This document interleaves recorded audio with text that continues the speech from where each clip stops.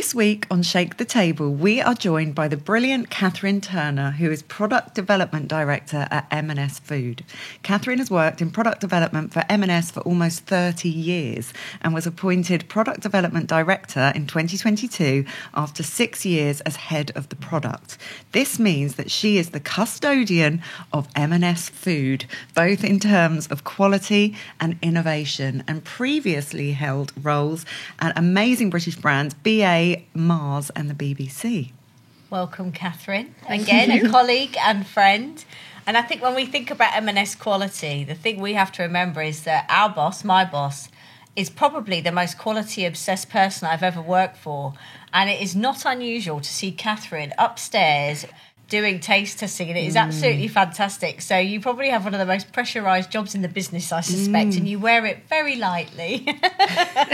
One of the best jobs in the business. Oh, 100%, I think. And, you know, I know that we joke about it, but actually quality is everything, particularly for our brand. And we've done some amazing things recently. I often send you pictures. Funny enough, yesterday, the new poached eggs I put on top of our feta, you know, the Herbie feta dip on toast. Yeah. Oh, it's so good.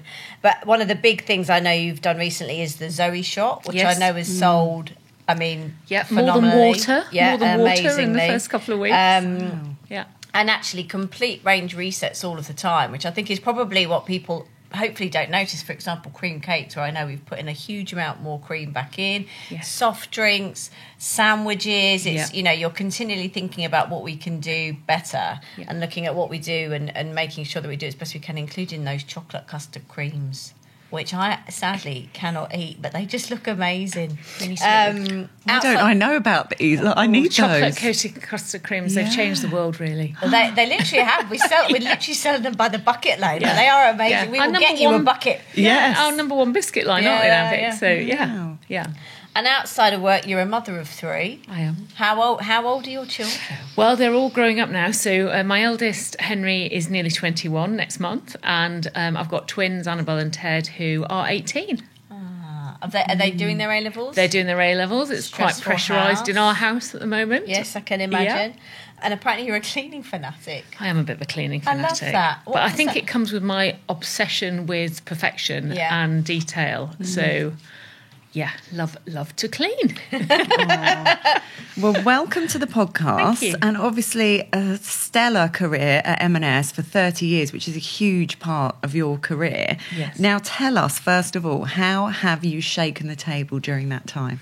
Well, it's been a fascinating journey. I started as a product developer back in 1995, and I think I probably got plucked out into a management role because in 1999 it was before we even had a marketing team. I approached the team at the time, or the leadership team at the time, because I'd lost a significant amount of weight, and said, we need a health brand. And that's when Count on Us was born.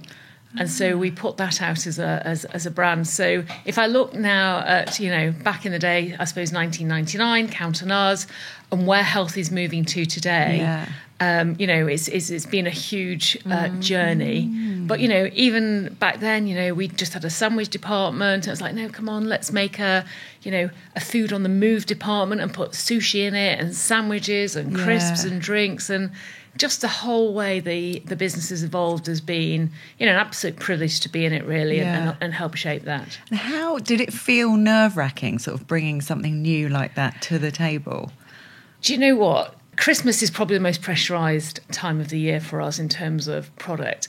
You have between 6 to 12 months of designing a product, thinking, oh my God, this is fantastic. And then you have the most dreadful 6 months of the year thinking, is it going to sell? Is it going to sell? Is it going to sell?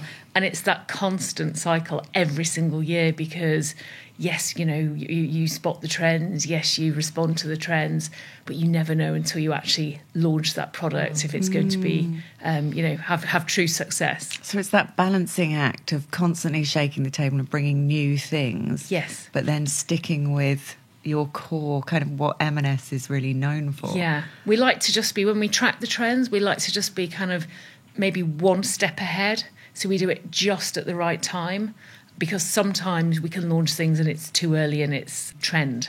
And people kind of like, you know, what is that? So it's just been just ahead of the trend. Yeah.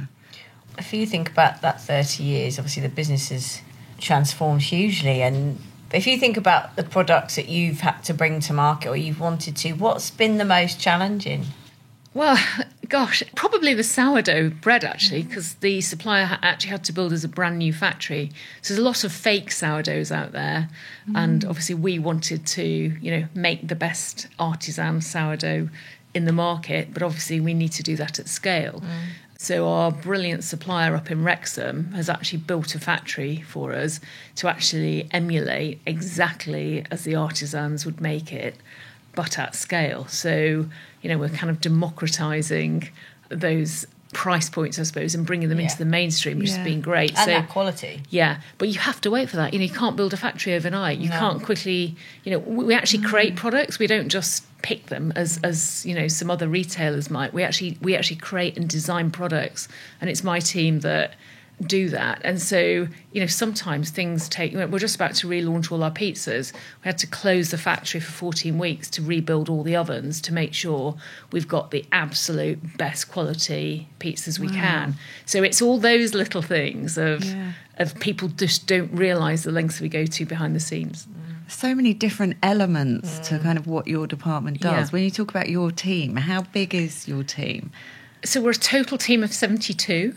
They're amazing. I've got 40 product developers whose sole role is to constantly, come up with and design new pieces of innovation, new products, constantly improve recipes, so we never stand still. So, Vic, you mentioned sandwiches at the beginning. So, we've had 9 major work streams on all our raw materials to make sure they're absolutely... We talk about management of small differences, so that they're kind of, at their peak of they're brilliant.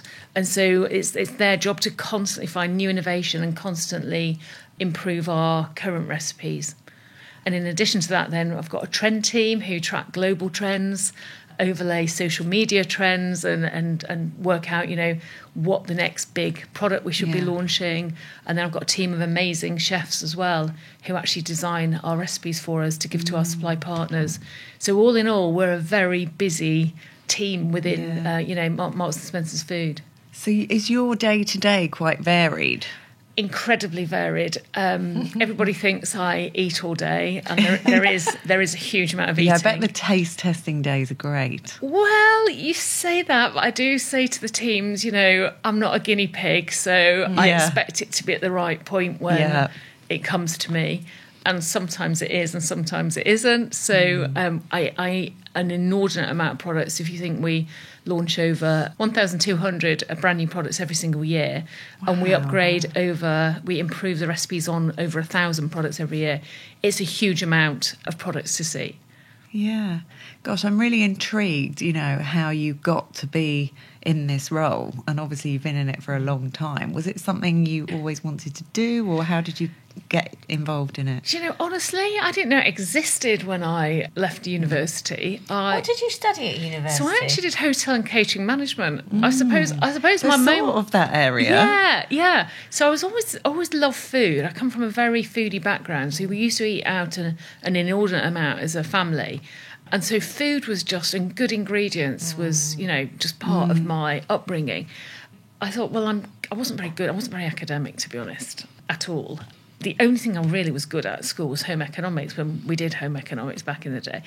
So I went to do hotel and catering management at Oxford Poly, actually, now Oxford Brookes. Yeah. And I then did an industrial placement with British Airways, got into food that way. Right. And then I thought, well, actually, it's restaurant or hotel trade.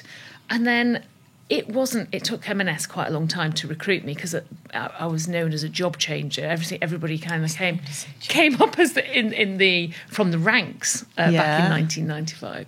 And I saw this advert in the back of the Times. It was even before, before the internet, wasn't it? 1991. And it said, "Are you this, and this?" And I was like, "Oh, yes." And I was reading through, yes, that's me. And so I applied and found out that it was to become a product developer at Marks and Spencer. I was like, I've got to have this job. I absolutely have to have this job. So I arrived as a product developer in 1995. And so then really I've been in food all my life and just loved it. What's your favourite product? Oh gosh, everybody asks me this. I know, but you must have one. My favourite product. If you want a bit of comfort on a Saturday or something, what would you go a Friday for? night, it's got to be the Negroni spritz, the Moxologist can. Can't beat those.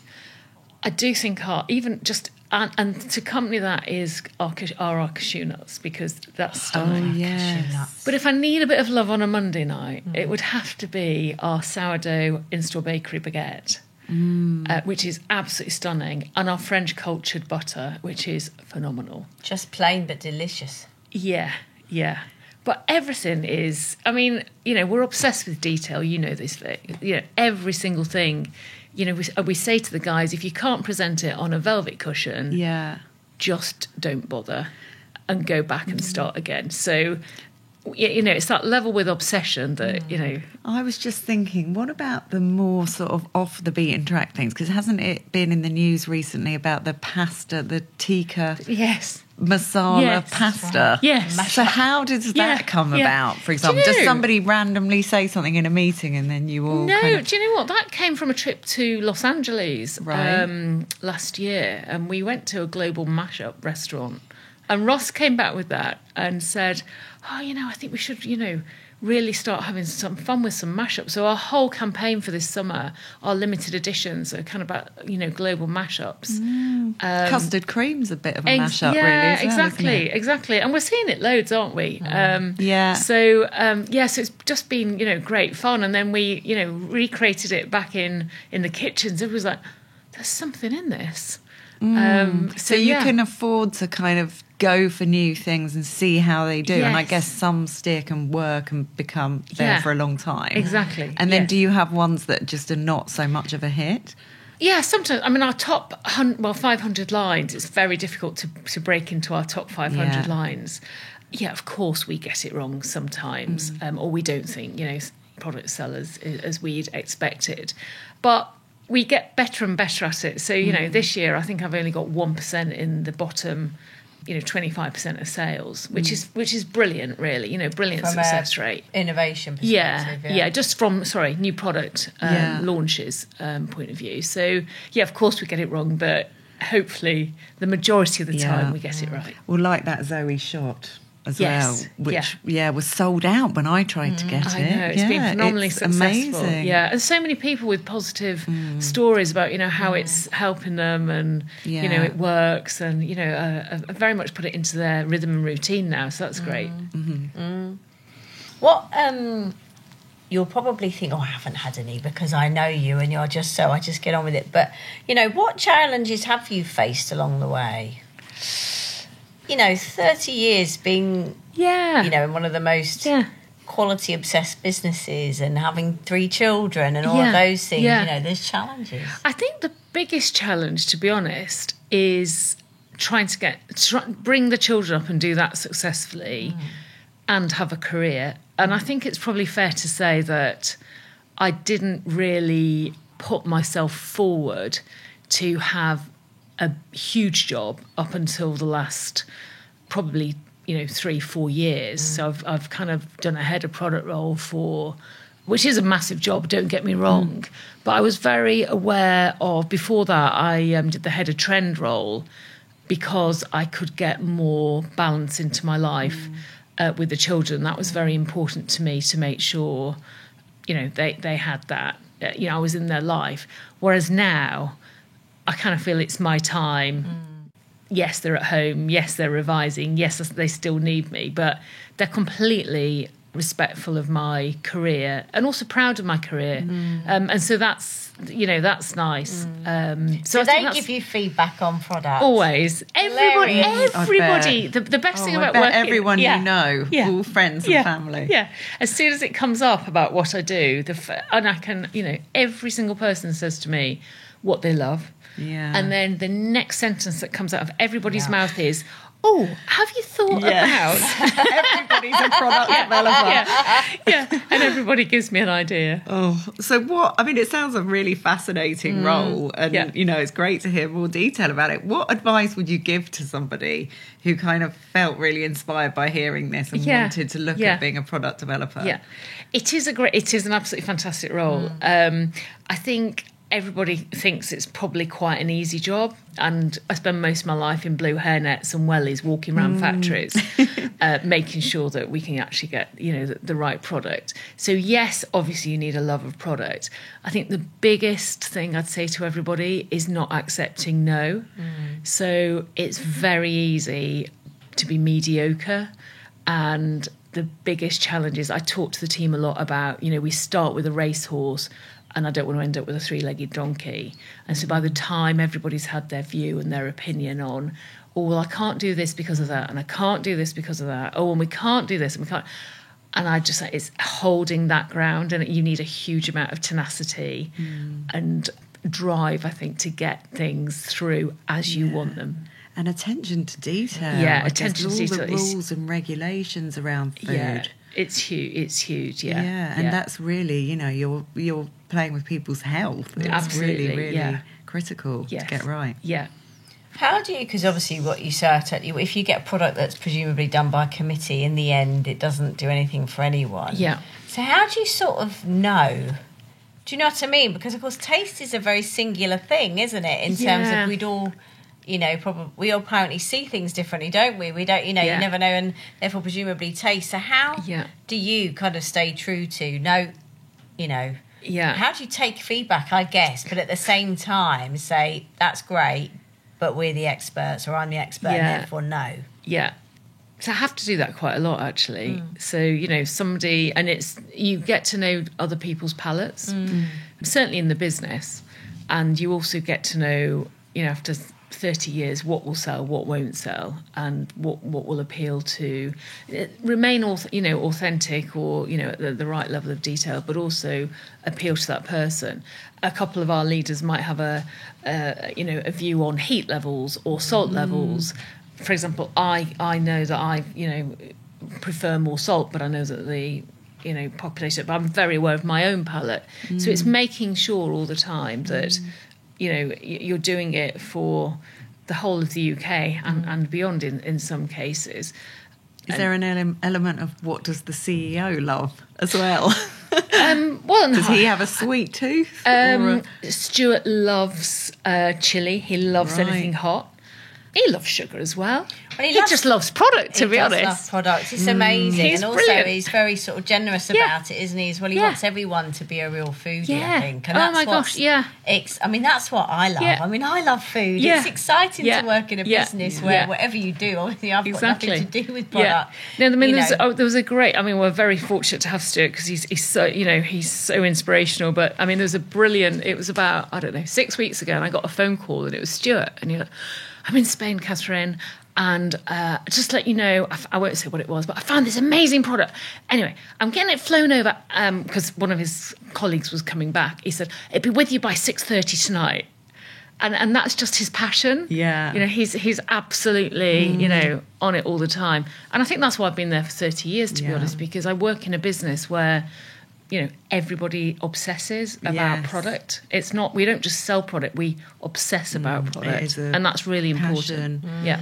How do you as an individual, as well as you've obviously got a team who do the trend spotting, genuinely sounds like a job I'd love to do. Yeah. But how do you as an individual get inspired by trends? Because it's almost, you're in a day job where you have to actually do, you've just said you're in a factory most of the time. Like it's not, you don't just get to sit there and pontificate and taste things. So how do you keep yourself inspired and think, oh, that the art of possibility? Yeah, I suppose it's my whole life, but I don't see it as a job. I see it as a vocation, really. I just love it.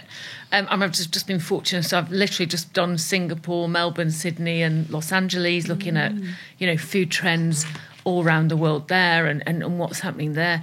But we also have, you know, people out in all the different countries reporting into us. We then look at social media. I mean, I spend every night, I don't watch telly. I just read all the, you know, feeds. On my Instagram feed is all food. And so I just read, and M&S. And so I read everything the customers are saying, good and bad. Yeah. And I then read, you know, all the sources that are coming through.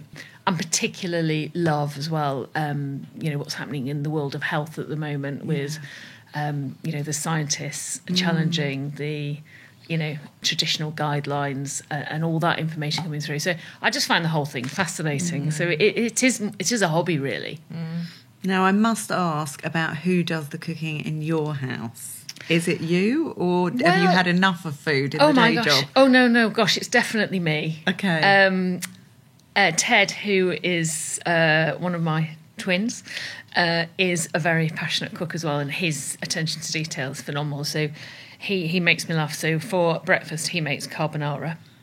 He can afford to because he's very slim, and his perfection on carbonara is hilarious. So we all hear about his carbonaras. However, I am absolutely the cook at home. And what is your go-to? What's your signature dish? Gosh, well, if I've got 5 minutes to make something, it would be a very quick, easy, chorizo, butter beans, red wine, red onions with, chicken thighs thrown in the oven. I thought you were going to say stir fry, because that is what I would say. But that's why you do your job and I do mine. And what you just said sounds delicious. And I was like, quick. God, I'd just be like, chuck one of our stir fry mixes in the thing and just serve it up. That sounds amazing. Yeah. But I suppose one of the, just loads of things. I always try and experiment with new dishes. I mean, another go-to for the family is, I do love Ottolenghi. I do love Simple, that book. And so, they're pork mince with the spring onions and ginger and aubergine with ketchup mayonnaise in it. I love that one. So the kids love that one. Who inspires you? So what leaders who inspires you? Do you know what? I was thinking about this before I arrived here. I think it would have to be, and unfortunately he's not with us anymore, but Steve Jobs, because he created something. I suppose, he took the idea of a phone, but actually made the interface user-friendly. And I think there's quite a lot of synergies of that with food. And where is convenience going to go in the future? And how do we think about that? So just because, this is how we've always done something doesn't mean it's always right. And so I'm hugely inspired by what he did with Apple. He reimagined it, didn't he? He totally reimagined it, and I think that's really exciting. But also his attention to detail. So it wasn't just the Apple phone, was it? I mean, we all just love, don't we, when you get something from Apple and you open it up and it just glides, and it's just that whole attention to detail. I had to get a new iPad the other day because my old one packed in. And you're absolutely right. Yeah. Like when you open a pack, it's a delight, isn't it? I mean, obviously it should be, because it's not, it's not a tenner. Yeah. But it really is. Exactly. The stores are magical as well. Exactly. I had to take my daughter. She didn't want to leave. Yeah. I was like, just stand there for a minute while we sort stuff out. And you think it is, the way they do it is phenomenal. Yeah. No, stunning. And it's getting that same feel in the food aisles at Exactly. M&S, because it's bridging that kind of balance between being a sort of a legacy kind of retailer, but with the innovation, constantly doing things to surprise. Yes. Yeah. And I thought the whole campaign around the Zoe gut shot was fantastic. Yes. I mean, it seemed to be everywhere I looked. It was that week that it launched. Yeah. Was that kind of one of the highlights for you? Yeah, I in think the recent year? we were really keen with that product to do it in an FMCG style way. Yeah, because we do launch so many products a year. So how do we really put the spotlight on one product? And the science behind that, and working with Tim Spector, was just an absolute. Did you work privilege. with him directly? So you got to know him. And, So what an amazing guy. Yeah. Yeah, so that was just kind of a real privilege, and something I'm really passionate about. So I'm really passionate about gut health and the brain and gut axis, and and how people say it's a second brain. Exactly, don't they? The gut exactly controls so much of our well-being and health. Yeah. Who would you say kind of is the most influential person in your own life, and how do they inspire you? It would probably have to have been my dad, and it was probably because of self-belief. I think I probably said at the beginning that I wasn't terribly academic, and I had, I suppose, a much more academic sister. And so, when you fail to get into the same school, and then you fail to get into the same, or similar university, and you back in the day, you go to a polytechnic. And I suppose, it made me who I am, because it's made me fight. Of no, I will get there, and I will be as successful. But also it was his self-belief. I've got a sister, I don't have any brothers, but we were always treated in the same way as you're absolutely equal to males.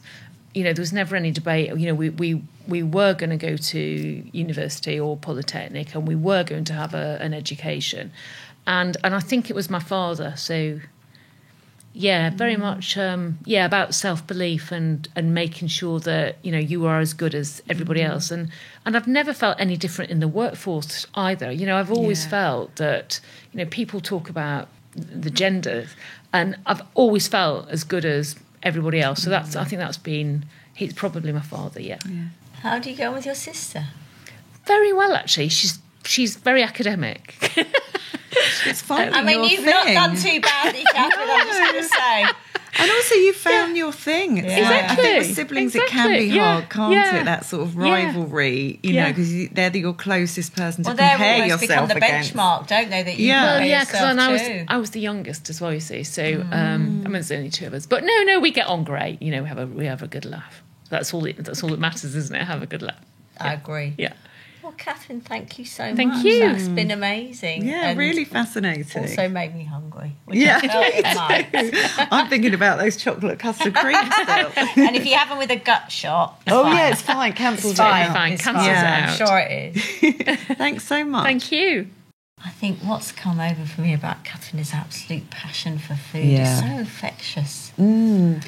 And just so many different aspects of that role, and a huge amount of responsibility. So it's not, she's not just a foodie and somebody that, is very aware of her palate and what consumers might like, but a huge responsibility to get it right. Well, M&S is product. So actually, it's one of the most pressured roles in one sense, and actually she wears it very lightly, which is an amazing thing as a leader, actually, because you sense that then would be very inspiring if you work for her, rather than feeling the responsibility of don't get it wrong. It's, we sometimes get it wrong, but we mainly get it right. And that's, to be able to hold that when your job is about innovation, I think is quite hard. Yeah, you're right. And over 1,000 new products every year is phenomenal. It is. That's like... And the quality upgrades, and how do you decide what to upgrade? Because, from memory, there's about 7,000 SKUs. So actually, how do you think, well, we'll do that category, or we'll do that category, and balancing, if you want to give your customer the best product, but at the same time